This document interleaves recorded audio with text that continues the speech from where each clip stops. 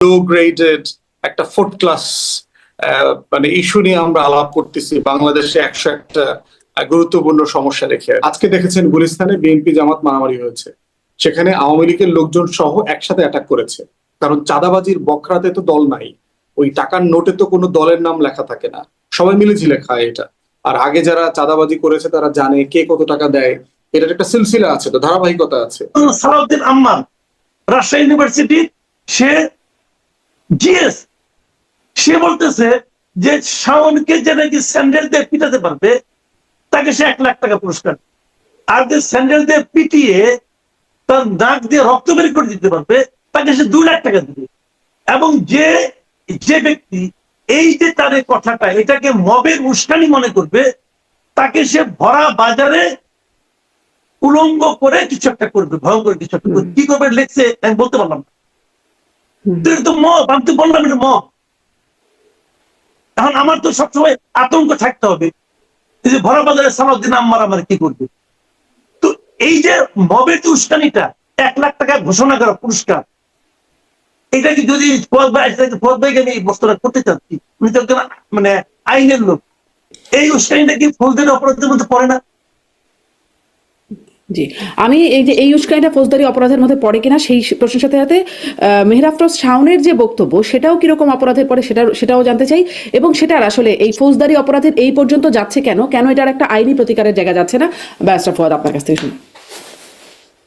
ধন্যবাদ। প্রথম কথা হচ্ছে যে রাজনৈতিক সমালোচনার ভাষা কেমন হওয়া উচিত এটা নিয়ে লম্বা দার্শনিক আলাপ আছে। আমরা বিপ্লবের সময় দেখেছি যে ফ্রেঞ্চ রেভলিউশনের সময় অথবা জারের এগেনস্টে যখন বলশেভিক রেভলিউশন হচ্ছে, ইউরোপে বিভিন্ন সিভিল ওয়ারের আলোচনাগুলোতে আমরা দেখেছি যে বিপ্লবীদের এই বিভিন্ন এক্সট্রিম ল্যাঙ্গুয়েজ ব্যবহার করবার কালচার আছে।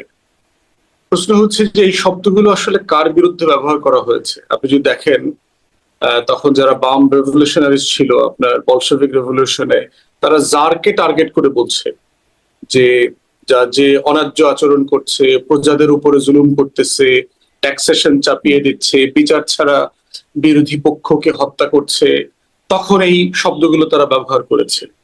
আপনি ফ্রেঞ্চ রেভলিউশনের সময় যদি রেভলিউশনারিজদের লেখা পড়েন, সেখানে দেখবেন যে তখন যে লুই বংশ যারা তখন ফ্রান্স শাসন করছে, তখন তাদের বিরুদ্ধে এরকম খুব এক্সট্রিম স্লাং ল্যাঙ্গুয়েজ গুলো ব্যবহার করছে।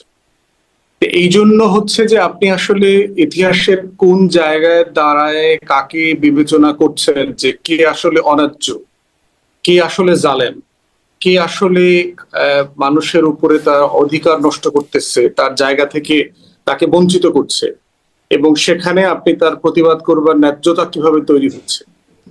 এখন ব্যক্তিগতভাবে আমি এর আগে আপনার সাথে আমি বলেছি যে হাসিনার বিরুদ্ধে, শেখ মুজিবের বিরুদ্ধে আমার থেকে কঠিন রাজনৈতিক বক্তব্য তো খুব কম মানুষ দিয়েছে, কিন্তু আমি তো কারো বাপমা তুলে গালি দিই নাই। এটা নীতিগতভাবে আমি এটা পছন্দ করি না আর কি। এই যে পছন্দ যে করেন না, আরেকটু ছোট জিজ্ঞাসা করি, আপনি নিশ্চয়ই পুরো বক্তব্যটা খুবই গুরুত্বপূর্ণ বলবেন, কিন্তু এই যে আপনি পছন্দ করেন না, কিন্তু মানে আপনার সাথে যারা রাজনীতি করছেন তরুণ বয়সী বা ছাত্র, তারা যখন করছেন, আপনি কি তাদেরকে কখনো বলেছেন যে এটি আসলে সুন্দর শোনাচ্ছে না? বলেছি, হাদিকেও বলেছি। আমার হাদি আমার খুব কাছের ছোট ভাই ছিল। এই যে পার্টিকুলার জায়গাটা মাসুদ কামাল ভাই রেফার করেছেন, এটার পরে আমি হাদিকে পার্সোনালি বলেছি যে পলিটিক্যাল ল্যাঙ্গুয়েজের সমালোচনা করা শিখতে হবে। যত বড় শত্রু হোক তার বিচার চাইতে পারতে হবে, তার বিরুদ্ধে ফৌজদারি অপরাধে করা, দৃষ্টি আকর্ষণ করা।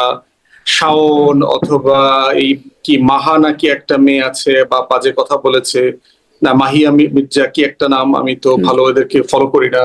তারপরে এই যে এফডিসির তৃতীয়, থার্ড গ্রেডের, ফোর্থ গ্রেডের নায়ক নায়িকারা যে সকল বক্তব্য বলছে, আমরা দাবি করতেছি এটা জুলাইকে অসম্মান করছে, শহীদদেরকে অসম্মান করছে, এটা ফৌজদারি অপরাধের ফ্রেমে আনা যায় কিনা এই তর্কটা তুলতে হবে।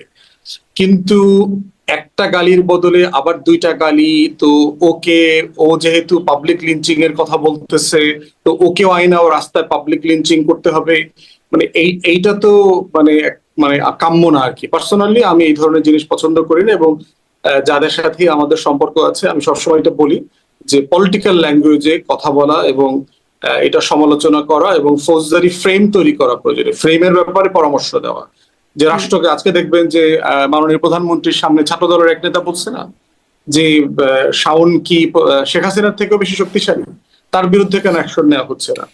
তো সে তো সর্বোচ্চ জায়গাতে গিয়েই তো এই দাবিটা তুলেছে, এই প্রতিবাদটা সে করেছে, এবং সেখানে তাকে কোনো গালাগালি করতে হয়নি, কোনো বাজে শব্দ ব্যবহার করতে হয়নি। তো সেই আসলে এই যে তার বিরুদ্ধে অ্যাকশনটা কি হবে, মানে তার বিরুদ্ধে থানায় জিডি হয়েছে দেখলাম, ওই যে আপনি আরেকজন অভিনেত্রীর কথা বলছেন, তাদের দুজনের নামে দেখলাম থানায় জিডি হয়েছে। তারপরে তার বিরুদ্ধে আসলে কি হতে পারে? একটা তো হচ্ছে যে আপনার জুলাই নিয়ে পার্টিকুলারলি তো কোনো আইন নাই যে জুলাইকে আন্ডারমাইন করলে, জুলাইয়ের সত্যতা অস্বীকার করলে, অথবা শহীদদেরকে যদি কোনোভাবে হেয় করা হয়, ছোট করা হয়, তাহলে পার্টিকুলারলি কোনো ফৌজদারি অপরাধের তো ফ্রেম নাই। কারেন্ট পেনাল কোডে যেটা আছে সেটা হচ্ছে সর্বোচ্চ আপনি ইনসাইটমেন্ট পর্যন্ত যেতে পারবেন, ডিফামেশন পর্যন্ত যেতে পারবেন আর কি। তাহলে সেটাও আপনি লিগাল ফ্রেমে কতটুকু একজনকে আপনি মানে কারাদণ্ড দেবার মতো অপরাধে অভিযুক্ত করতে পারবেন, সেইটা একটা একটা মানে এটা আরো দেখার বিষয় আছে আর কি। মূল বিষয়ের জায়গা হচ্ছে যে আমরা মনে করি যে এই কাজগুলো যারা করছে তারা আসলে অ্যাটেনশন সিকার। সেটা আওয়ামী লীগের টাকা খেয়ে হোক, ট্রমা থেকে হোক, রুটি রুজি বন্ধ হয়ে গেছে, এই বিশাল আওয়ামী ফ্যাসিবাদের সময়কে যে পেশার স্পেস ছিল সেটা তার শ্রিঙ্ক করেছে, ছোট হয়ে গেছে, এদেরকে আসলে অ্যাটেনশন না দেওয়া আমার দৃষ্টিতে এটা হচ্ছে বেস্ট পলিসি। জাস্ট অ্যাভয়েড করা, ইগনোর করা। ইগনোর করতে পারলে যেটা হতো না যে মানে এটা মানে এমনিতেই একটা জিরো শেয়ারে চলে যেত। এখন তারা যেটা করেছে, তারা আসলে যেটা চেয়েছিল যে এই দুষ্টামিগুলো করে মৌমাছির চাকে ঢিল ছোড়ার মতো, তো এখন আমরা সারাদিন অন্য আলোচনা বাদ দিয়ে শাওনের মতো একটা খুবই লো গ্রেডেড একটা ফোর্থ ক্লাস মানে ইস্যু নিয়ে আমরা আলাপ করতেছি বাংলাদেশে 101টা গুরুত্বপূর্ণ সমস্যা রেখে আর কি। তো আমি পার্সোনালি এগুলো হচ্ছে ইগনোর করবার পক্ষে। মানে এগুলো আপনি এগুলো এমন জায়গা যে শুধু ফেসবুক স্ট্যাটাসের উপর ভিত্তি করে যদি আপনি ফৌজদারি অপরাধের দিকে যেতে থাকেন, এই মামলা করে শেষ করতে পারা যাবে না। এটা কদিন পরে তো তারেক রহমান, বিএনপির লোকজন মনে করবে যে আমরা তারেক রহমানের বিরুদ্ধে লিখতেছি আমরা। এই বিএনপির সময়টা হয়েছে না, ফেসবুক স্ট্যাটাসের কারণে 6-7 জনকে তো গ্রেফতার করেছে, রিমান্ডে নিয়েছে, বিভিন্ন সময় নিয়েছে। এখন প্রশ্ন হচ্ছে যে এইটাকে আপনি আসলে পলিটিক্যালি কালচারালি ফেস করতে হবে, যে এই যে আওয়ামী সম্মতি উৎপাদন করে তাদেরকে আসলে কিভাবে এ ব্যাপারে তর্ক হতে পারে যে আসলে আমরা তাদেরকে কিভাবে ডিল করব। ইগনোর করাটা বেস্ট সলিউশন কিনা, এবং ইগনোর না করে এবার একটু মানে আমি জিজ্ঞাসা করছিলাম শাওনের জন্য আসলে তাকে বিচারের মুখোমুখি করার সুযোগ আছে কিনা বা আইনি ব্যবস্থা কি। এবারে যদি অপর পক্ষের দিকে যায়, যারা আসলে প্রকাশ্যে তাকে এভাবে মারার হুমকি, আরো নানান রকম হুমকি দিচ্ছেন, মাসুদ কামাল একটু বলছিলেন, তাদেরকেও কি আইনের ফ্রেমে আনার কোনো জায়গা আছে কিনা বা তাদের জন্য কোনো ব্যবস্থার জায়গা আছে কিনা? যদি আমি সালাউদ্দিন আম্মারের স্ট্যাটাস পড়ি নাই, মাসুদ কামাল ভাই যেটা বলছেন, যদি এইটাতে কেউ অ্যাক্ট করে, এই ঘটনার পরে যদি কেউ অ্যাক্ট করে এবং যদি পুলিশের কাছে অথবা আদালতের কাছে এটা মানে কানেক্ট করা যায় যে তার স্ট্যাটাসের কারণে ওই 1 লাখ টাকা 2 লাখ টাকা পাওয়ার কারণে এই যদু মধু কদু গিয়ে শাওনকে মেরেছে, চড়থাপ্পড় দিয়েছে, এইটা যদি কজেশনটা প্রমাণ করা যায় তাহলে তো অবশ্যই ফৌজদারি অপরাধের মধ্যে কজেশন পড়ে প্রমাণ না করা গেলে হয় না, মানে এমনিতেই কাউকে হুমকি ধামকি এগুলো কোনো অপরাধ এতে কোনো অ্যাক্ট না হলে না, ধরেন কোনো অ্যাক্ট করলো না, আমি বললাম যে আপার বাড়িটা জ্বালায়া দাও আমেরিকাতে গিয়ে, এটা কেউ পাত্তা দেয় নাই, কোনো শেয়ার কমেন্ট কেউ হয় নাই, কেউ এটাতে অ্যাক্ট করে নাই, এটা পাগলামি বলতে পারে। শেয়ার কমেন্ট তো অনেক হয়েছে, শেয়ার কমেন্ট তো অনেক হয়েছে। ওইটাই বলছি যে ওইটা যদি কেউ অ্যাক্ট করে তখন আপনি এটা ইনসাইটমেন্ট ট্রিগার করতে পারবেন, ওইদিকে নিতে পারবেন। কিন্তু ধরেন যদি কেউ পলিটিক্যাল স্টেটমেন্ট আকারে, প্রতিবাদ আকারে নেয় যে হ্যাঁ ওকে আসলে এটাই করা দরকার, এই সেই ফেসবুকে স্ট্যাটাস দিয়ে শেষ হয়ে গেছে, এবং এরকম ধরেন সালাউদ্দিন আম্মারের কথা বলছিলেন, তো সালাউদ্দিন আম্মারের মাঝখানে আরেকটা ছোট্ট ক্লিপ ভাইরাল হয়েছিল, দেখেছিলাম আর কি, যে মাশরাফির বাড়ির সামনে গিয়ে বলছে যে যারা আবার ফ্যাসিবাদী হয়ে উঠবে তাদেরকেও পুড়িয়ে দেওয়া হবে, এরকম কথা বেশ একটু মানে তাকে বলতে শোনা যাচ্ছিল। ফলে মানে এই কথাগুলোরও কোনো আইনি ব্যবস্থা নেওয়ার মতো জায়গা নাই। মানে বিষয় দেখেন, মানে জেনারেশনাল একটা রিয়েলিটি আছে বাংলাদেশে, বয়স, কে কোন ভাষায় কোন বয়সে যে বক্তব্য দিচ্ছে, কথা বলছে, সেটা আসলে কতটুকু আপনি প্যারেন্টিং এর জায়গা থেকে, গার্ডিয়ানশিপের জায়গা থেকে ডিল করবেন, কতটুকু কালচারালি ডিল করবেন, কতটুকু ফৌজদারি অপরাধের জায়গা থেকে ডিল করবেন, সেটা আমাদেরকে সমাজ আকারে মানে একটা জায়গাতে আসতে হবে, কনভারসেশনে আসতে হবে। সবকিছুতে ফৌজদারি ফ্রেমে চলে গেলে যেটা হবে, সমাজে কেউ কথা বলবে না, কেউ তো কারো সমালোচনা করবে না। আমাকে নিয়ে দেখতেছেন না সারা দিন রাত যেগুলো হচ্ছে, তো এগুলো তো কম হচ্ছে, এটা মনে হয় এখন একটা নতুন বাস্তবতায় পরিণত হয়েছে। কিন্তু আপনি বলছিলেন কজেশন থাকতে হবে, মানে ঘটনাটা ঘটবে তারপরে সেটাকে মানে রেসপন্সিবল করা যাবে। ধরেন একটু পুরনো কথা মনে পড়লো, প্রথম আলো ডেইলি স্টার যখন হামলা হলো তখন শিবিরের রাজশাহী বিশ্ববিদ্যালয়, জাহাঙ্গীরনগর বিশ্ববিদ্যালয় তাদেরকে বলতে শোনা গেল যে ওই যেই সংগঠনগুলোতে আসলে হামলা হলো ওই সংগঠনগুলোরই নাম প্রথম আলো ডেইলি স্টার, উদীচী, ছায়ানট, এই শব্দগুলো মানে এই প্রতিষ্ঠানগুলোর কথা বলা হলো এবং হলোও তাই। কিন্তু তাদের বিরুদ্ধে তো আইনি ব্যবস্থা নেওয়া হলো না, হওয়া দরকার ছিল কি? ব্যারিস্টার ফুয়াদ,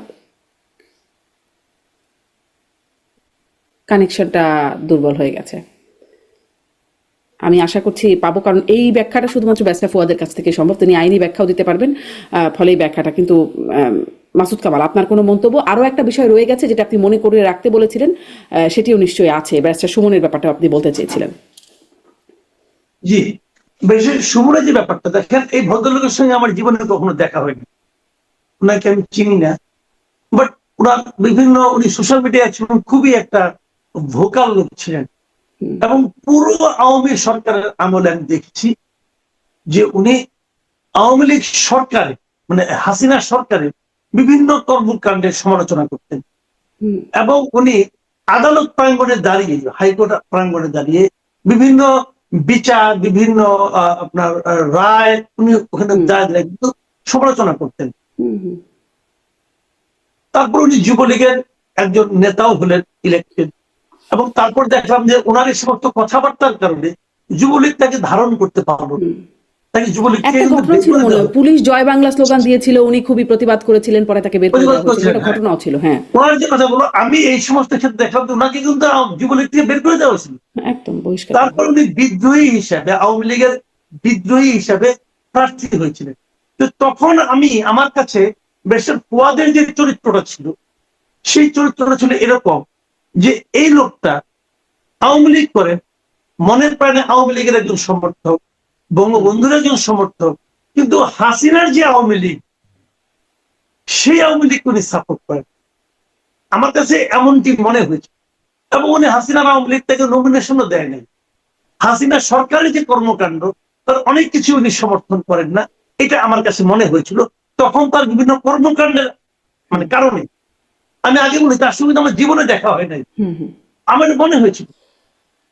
তারপর ইলেকশন করলেন, ইলেকশনে উনি পাশ করলেন, আওয়ামী লীগের একজন জাজেল ক্যান্ডিডেট যিনি আবার প্রতিমন্ত্রীও ছিলেন, সেই প্রতিমন্ত্রীকে উনি বিশাল ভোটের ব্যবধানে হারিয়ে পাশ করলেন। এই যে পাশটা করলেন, উনি কিন্তু আওয়ামী লীগের সেই দামি না।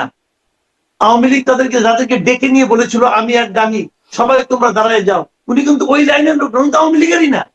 আওয়ামী লীগ তাকে বের করে দিচ্ছে। উনি বিদ্রোহী হিসেবে কিন্তু ওখানকে এলাকার প্রতি হিসেবে হয়েছেন। শেষ মুহূর্তে যে যখন আন্দোলনটা হচ্ছিল, তখন আমি যেটা দেখলাম যে ওনার ভূমিকা আওয়ামী সরকারের পক্ষে ছিল। আমি মনে করি এটা একটা ক্রাইম, উনি অন্যায় করেছেন। উনি মানুষের, সাধারণ মানুষের যে সেন্টিমেন্ট, উনি সেন্টিমেন্টের বিপরীতে দাঁড়িয়েছেন। এটা অবশ্যই একটা অপরাধ উনি করেছেন, এবং এই অপরাধের জন্য ওনার শাস্তি হওয়া উচিত। কিন্তু একজন লোককে আপনি 2 বছরের বেশি সময় জেলে আটকে রাখবেন কেন? আপনি ওনাকে ছেড়ে দেন, ওনাকে জামিনে আপনি দেন, ওনার এই বিচার চলতে থাকুক, যা শাস্তি হবার হবে, আদালত যেটা বিবেচনা করবে। কিন্তু এই কারণে ওনাকে আপনার আটকে, দিনের পর দিন আটকে রাখেন। দেখেন এই যে সালামের মামলা, কোথায় কোনো বিএনপির এমপি, কোনো বিএনপির আইনজীবী তো এই মামলা করে নাই। পুরো জামাতের আজকাল যে বিশাল বিশাল ফিগার দেখি, জামাতের আইনজীবী, এর চেয়ে বড় আইনজীবী, সবচেয়ে ব্যস্ত আইনজীবী কিন্তু জামাত আর বিএনপি।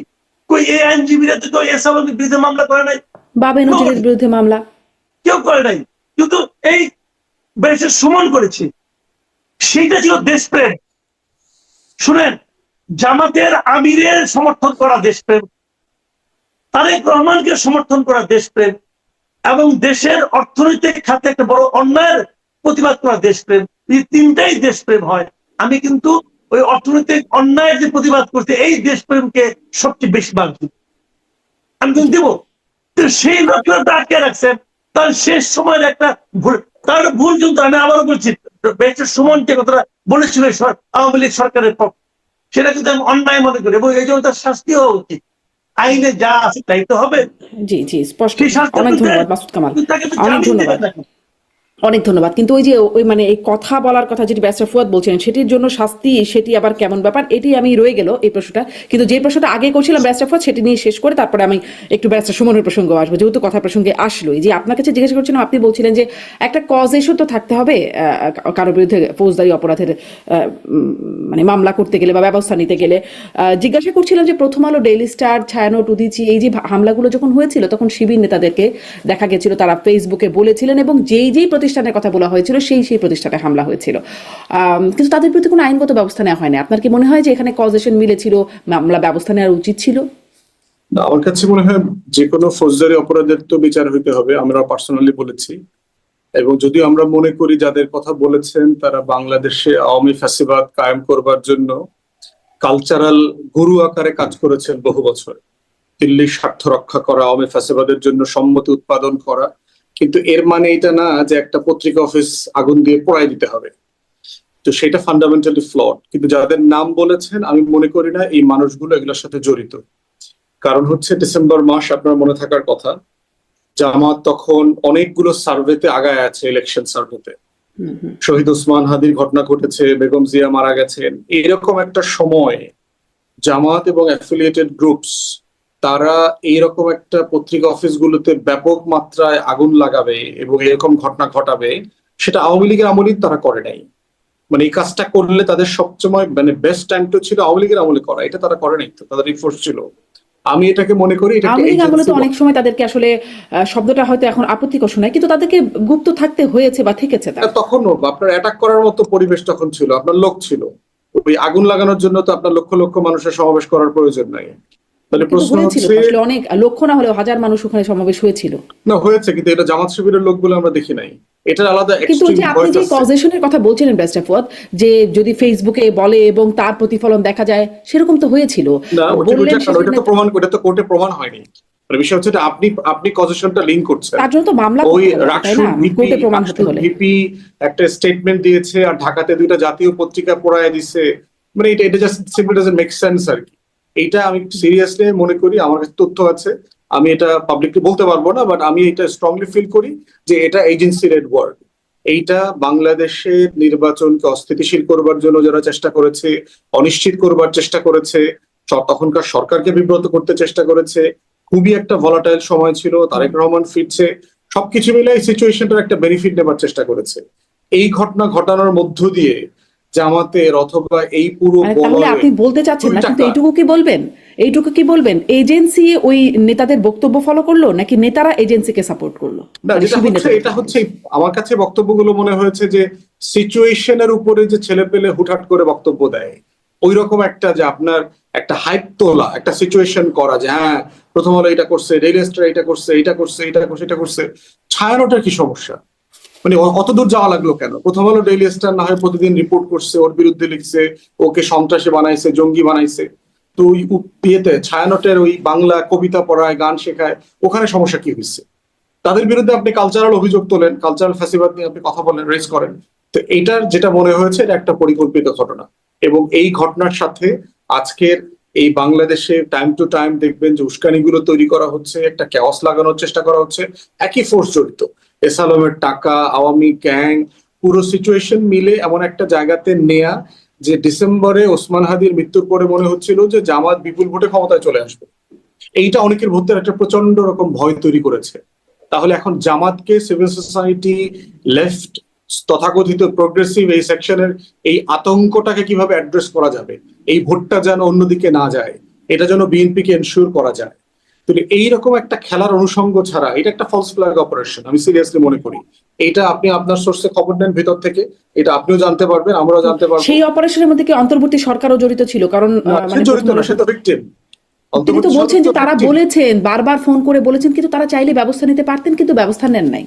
সেটা এজেন্সিকে জিজ্ঞেস করতে হবে আর কি, যে কেন তারা নেয় নাই। কেন ডক্টর ইউনূসকে জিজ্ঞাসা করা যায় না যে কেন আপনারা নিলেন না ব্যবস্থা? সরকারের এমন লোক আমাকে বলেছে যে ওই ঘটনার পরে আমরা বারবার বিভিন্ন ফোর্সের সাহায্য চেয়েছি, তারা সাহায্য যেই গতিতে পাঠানোর কথা তারা সেই গতিতে পাঠান নাই। এখন ধরেন আপনি যদি আমার কাছে একটা সাহায্য চান, ওই সাহায্যটা আমি ডিসপেন্স করতে পারবো না, আমার কারো উপর রিলাই করতে হবে। আমি তাকে বলতে পারবো, আপনার মনে থাকার কথা শেখ মুজিবের হত্যাকাণ্ডের সময় শেখ মুজিব তোফায়েল আহমেদকে ফোন দিয়েছিল না, শেখ সেলিম পার্লামেন্টে বলেছে তোফায়েল আহমেদ তখন রক্ষী বাহিনী দেখাশোনা করে, বিশাল ফোর্স নিয়ে তারা চলাফেরা